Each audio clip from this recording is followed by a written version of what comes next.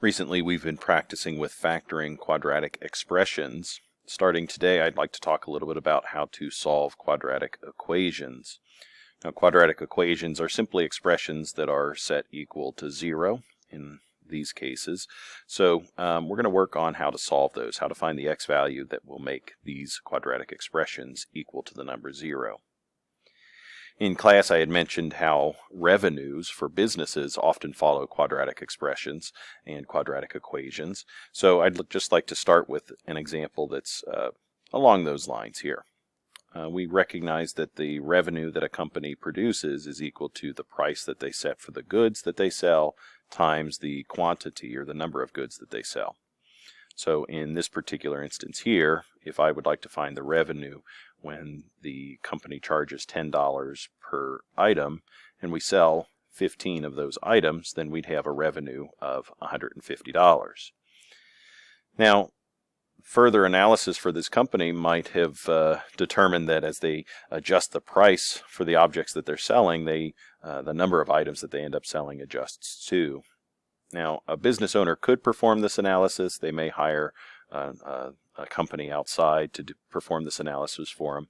But the bottom line is this. If the price that they choose to sell their objects for is a variable, we'll call that x. If we can adjust the price that we choose to sell, then the quantity or the number of items that we sell is a direct result of how x changes that quantity. So with this negative sign here, this kind of is implying that if our price increases, if x gets bigger, then we would subtract that number from 65. So I don't know where that equation comes from, but that's what we're supplied with. The argument then becomes, well, the revenue, which again we said is equal to our price times quantity.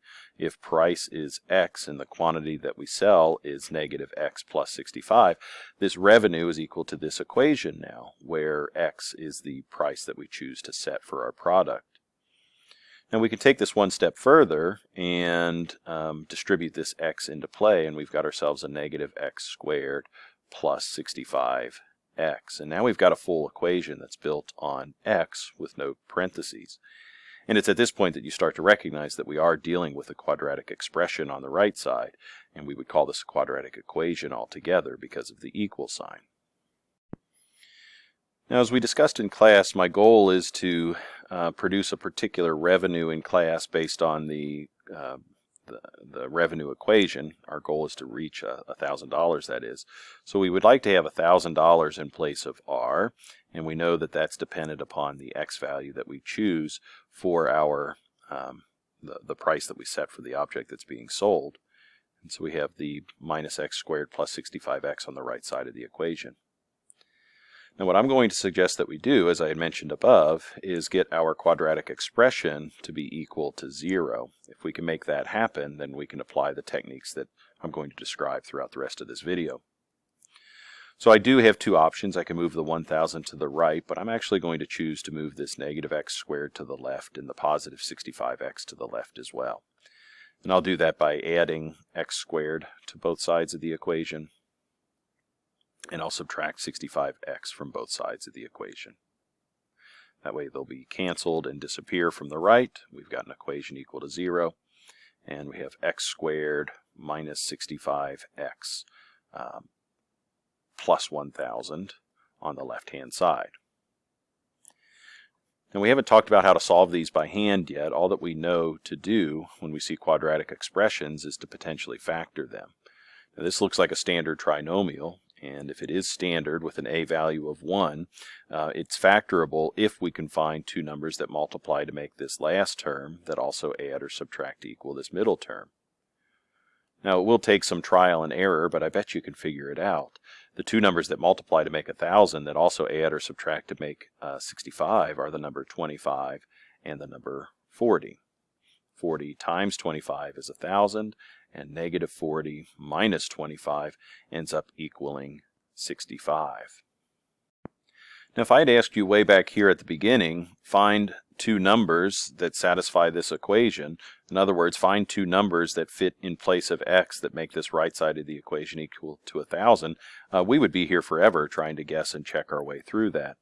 But as we clean up the equation a little bit, we then could ask the question, well, what are two numbers that satisfy this side of the equation to make it equal to 0. I don't know if that's any better, but now finally we've gotten to this position where we've got this factored. And if you think carefully, I bet you can start to figure it out. What numbers could we plug in place of x, or substitute in for x, that make this left side of the equation equal to 0? What I hope you would recognize at this point is that we effectively have one number here on the left, we'll call it a, that's multiplying by another number, b, on the right, and a times b has to equal 0. It's getting a little bit sloppy, so let's get that out of the way. We have two numbers that are multiplying together, or two groups that are multiplying together to equal 0. And we have the zero product property from back in the day, in our older pre-algebra days, that if two numbers multiply to equal 0, then either a by itself is 0, or b by itself is 0, or perhaps even both of those numbers are 0. With that in mind, I'm going to ask the question now, don't find two numbers that make this equation equal to 0. Instead, find the number that makes this first group equal to 0. If this group comes out to be 0, then that result times whatever's left behind here will end up equaling 0 as well. So from this group, we'll see that x is equal to 25. Similarly over here, what number would make that group equal to 0? Well, that number is 40. X is equal to 40. And so according to this particular equation, which price, because we said that P was equal to X here, which price would be necessary in order for this company to generate $1,000 of revenue? Well, we could sell the item for either $25 or $40 and we'll still generate $1,000 of revenue. Now you may be questioning if that's true or not. Well, let's go back to the revenue equation that we saw way back here at the beginning and find out what happens when we evaluate this revenue at 25 and find out what happens when we evaluate this revenue equation at 40. Now if I charge $25, I will probably sell more of these desks. These are tabletop desks. We will sell more of those desks and therefore generate a large revenue. In the second example, we'll probably sell fewer of them, but the profit on each one, or the revenue I should say on each one, is going to be a little bit greater. If I had negative sign in front of 25 squared plus 65 times 25, that's revenue with the first price. And then if I had a negative sign in front of 40 squared plus 65 times 40, that would be the revenue on the second price. And so when I switch over to my calculator, you can see that when I substituted in 25, I got a result of 1,000, and I'll do the same thing with 40. Now I left this up on the screen temporarily because I want you to see that what I've typed into the calculator exactly matches what we had written on paper. So if what we type into these calculators matches what we had written on paper exactly, then I can trust that the calculator is going to follow the order of operations correctly. Now when I press enter, I do get 1,000. So for both $40 and $25 set as our price, our revenue ends up being 1,000. It's important to note here that this negative sign was written outside of the parenthesis symbols when we executed this expression in the calculator. And also, without the parentheses there, that's okay. The math is still done correctly. We just have to recognize that the 40 ends up being squared first due to the order of operations, and then we apply the negative sign after that. That's like a multiplication step. So exponents are done before multiplication. And it may look a little bit strange, but the math was completed in the correct order. Now for illustration purposes, let's just pick another price. What if I had set my price to be $30 per desk? Then negative 30 squared plus 65 times 30 gives us a new revenue based on that price. Now that revenue is greater, which might be a good business choice for me to make, but it doesn't answer the question that we had asked a minute ago. Our goal was to find what price would be necessary in order to establish a revenue of precisely $1,000. This price here produces a revenue of slightly more. So as far as answering the question goes, we only have two solutions, and you can try any other options that you'd like, but as it turns out, 25 and 40 are the two answers to this question. So the big takeaway in these first 10 minutes of the video is that the zero product rule applies if we can get to a point where we've got a product of two binomials, which we've learned how to do with our factoring techniques. If the product of two binomials equals 0, then either of these groups, or I should say both of these groups, could be set equal to 0 and solved for the solution to the entire problem. Now, I think students will get comfortable with this technique and be able to do this math mentally, but until then it's a good idea to write it down. When will x minus 5 equal to 0? Well, it will equal 0 when we add 5 to both sides here, and we see that x by itself is equal to 5. In this example here, if we subtract 2 from both sides, we see that x by itself would be equal to negative 2. So the two solutions that would have made this original problem equal to 0 end up being a positive 5 and a negative 2, because the factors were x minus 5 and x plus 2. We could check our work, of course, and to do so we simply have to substitute in the 5 for the equation and a negative 2 for the equation. So I've got two of them set up over here. When we substitute a number 5 in place of x, does 5 minus 5 times 5 plus 2 equal 0? Well, it certainly does, because this group equals 0, this group is 7, and does 0 times 7 equal 0? The answer is yes, so 5 was a good answer. Similarly with negative 2, negative 2 minus 5 is negative 7, but negative 2 plus 2 is 0. Does negative 7 times 0 equal 0? The answer, of course, is yes, so negative 2 was a good answer as well. Now in our next example here, we have a quadratic equation now. So again, it's a quadratic expression equal to 0. We would love to solve this if we were able to break this down into its binomial pairings. So I'm going to ignore that equals 0 for a moment. I'm just going to pretend that it's not there, and we can treat this just like a problem that we've seen in the past. It's a standard trinomial, so I know that w and w would lead our binomials if this is factorable. And I need to find two numbers that multiply to make negative 8 that add or subtract to equal negative 2. Now a good choice would be 4 and 2. A better choice would be negative 4 and positive 2. This way, this pair of expressions would FOIL or distribute back together to make the original expression. And now we're looking for the result when this group or this group equals 0. So when will w minus 4 equal 0? And when will w plus 2 equal 0? Well, by adding 4 to both sides, we see that w ends up being positive 4. And when we subtract 2 from both sides, in this case we see that w is negative 2. And those are our two solutions for example 2. Just like with example 1, we could check our work. In the interest of time, we're going to skip that right now in this video. Here's another example. Now again, we're using the factoring method here because it's the technique that we've been practicing in class, but I want to show you another one with a calculator too, and more specifically it's going to be a graph from the calculator. So I want to show you this.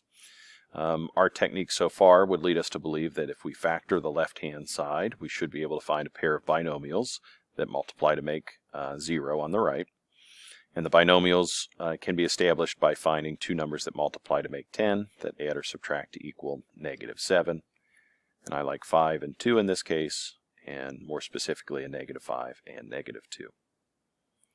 So then, if we have x minus 5 and x minus 2 as our factors, then based on the patterns I've seen so far, the solution is going to have to be x equals 5 and x equals 2 as our solution. So how can we check that with a calculator, or how could we have used the calculator in the first place to obtain this result? Well, that's pretty straightforward. It's a little bit tricky with these handheld calculators, zooming in and out, but if you have access to an online calculator like Desmos and a touchscreen, it's pretty easy to zoom and move. But I just want to show you how to do it with this calculator in this video. So I'll press Control Dock to create a new page, and we'll add a graphs page here. What I'd like to graph in this function bar is the equation the expression without the equal sign. So let's go ahead and graph x squared minus 7x plus 10. X squared minus 7x plus 10. Okay. So there's the graph. Now, how can I use this graph to find the answer? Well, we think the answer is a positive 2 and a positive 5. Where can we find that in this equation? Well, as it turns out, some of you have already noticed this, that if we look at the intersections across the x-axis, or better yet, what we would call a zero of the function, we can ask the calculator to locate those zeros one at a time. So that's the menu, option 6 to analyze the graph, and choose option 1 to calculate the zero. Whoops. Changed the graph there accidentally. Let's fix that and bring it back. Here we go. And so here's the zero. So the spot on the x-axis where the graph touches the x-axis, those x-coordinates end up being the solutions to our problem altogether. So the graph tends to lead me to believe that 2 and 5 are our solution, and 2 and 5 were our solution from the algebra, the factoring method, as well. Now, if that technique is correct and accurate, then I could probably have used that on any one of these examples before. Let's go back to this example back here. Let's check this one. We wanted to find two numbers that would solve this equation, because those two numbers would represent the prices that we should set for this desk in order to have a revenue of $1,000. So we can go into our calculator here and graph that equation next. Since we can't see the formula bar, I'm going to press the tab button to bring it up on screen. And by pressing the tab button to see that on the screen. So pressing the tab button brings this formula bar back on the screen, and we can now type that expression. We had x squared minus 65x plus 1,000. And here's where I said the zoom is a little bit difficult to achieve on this graph. I pressed enter, but I can't see that graph on the screen. I'm going to go ahead and press tab again and delete my first attempt too, just so that we can get this out of the way. We'll clear that and be done with it. Whoops. Get that out of here.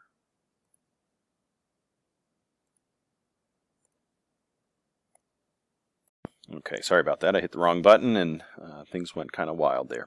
Anyway, I got the first graph out of view and we still can't see anything. So if I choose the menu option and zoom, option number 4, I can zoom out in any part on this graph. So I'm just going to activate this zoom button, and I'm just going to keep clicking the center here until I start seeing parts of the graph. Now I can see part of the graph. I can perform my analysis as I did before. So I'll press the escape key. I'll move this equation out of the way. Let's see if I can slide it. There we go. Slide it up and out of the way. Now I want to find the location where this crosses the x-axis. If the graph crosses the x-axis at a nice spot, it looks like these do cross at what we would call a lattice point, we might be able to estimate what those positions are. Just pay close attention to your scale. This number here is indicating that the horizontal scale is 5 units per grid line. But what I had shown in the last example was this. If we go into the menu button and choose option 6, this allows us to analyze the graph, and if we choose option 1, which is called a zero, the zero is the location across the x-axis. So here the zero found in this position is 25, and if we do this again for the other one, analyze graph, option 1, we can pick the zero here at this position, and that's also 40, which does support our claim before that our solution was 25 and 40. So the graphing technique works pretty well. It does have its drawbacks in that the graphing technique will be difficult to find an exact solution if decimals exist. And so for that reason, we sometimes use a third technique called the quadratic formula. Now the quadratic formula is an equation or a formula that's used to solve for any unknown variable inside of a quadratic equation. It's derived from the factoring methods, and it supports the graphing method that we've already seen too. And it looks a little intimidating at first, but the nice thing about the quadratic formula is that it works in all cases. There's no need to factor and there's no need to graph. Our calculator, when programmed correctly, will produce this solution for us using the quadratic formula. So here we go with that. If I report, let me say it this way. The quadratic formula states that our solution for x is going to be equal to the opposite of the b value. Remember, we said that there's always an a b, and a c value in a quadratic equation. We'll take the opposite of b plus the square root of that same b value squared minus 4 times a times c, and that entire expression on top of a fraction divided by 2 times a. Now that's one answer. X will be equal to this combination of the A, B, and C values. But also, X would be equal to negative B minus the square root of B squared minus 4 times A times C, all divided by 2 times A. So there are two solutions to every quadratic formula, every quadratic equation, and the methods that we use to solve them are here, once with a plus sign and once with a minus sign in this position. So sometimes you'll see this definition written one time with a plus and minus sign together. I'm going to write these separate because in another video I have the ability to, I'll show you how to program your calculator, that is, to evaluate these expressions very quickly on the TI Inspire. So this is the URL if you want to pause the video and write this down. If I'm not mistaken, you can just search this, this tag here. Capitalization is important, but you can search that tag in YouTube and it'll bring you to the video as well.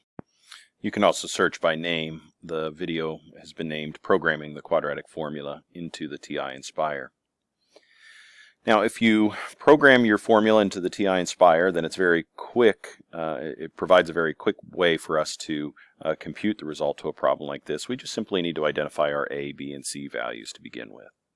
So A in this particular example is 4, B in this example is 26, and C is equal to 30. So when I switch to my calculator, and I have the programs built in there, then if I type QFP for quadratic formula plus, and provide the numbers 4, 26, 30, then the calculator will follow the quadratic formula that we've just defined and produce our result. Additionally, QFM will complete the quadratic formula with a subtraction sign or the minus sign in between. We again have to supply the numbers 4, 26, and 30, and our second result is this. So without the need to factor, without the need to graph, we've now established two solutions for this particular question. X would be equal to negative 3 over 2, and X would be equal to negative 5. And I know that those would be solutions by checking my work. If I substitute the number negative 5 in place of X for that equation, this should end up equaling 0. And if I do the same thing with negative 3 halves, then we should see the same thing. Substituting in a negative 3 halves should also produce a result of 0, which we do see here. So I hope that video helps. We've got now 3 techniques to solve quadratic equations. And those are factoring, graphing, and now the quadratic formula. With factoring, we want to set each binomial to 0 after factored. In doing so, we can solve for the x value that's unknown. For the graphing method, we're looking for x-intercepts, where the graph touches or crosses the x-intercept or x-axis, and those are also known as zeros in our calculator. And then for the quadratic formula, we just have to substitute in A, B, and C, and then simplify.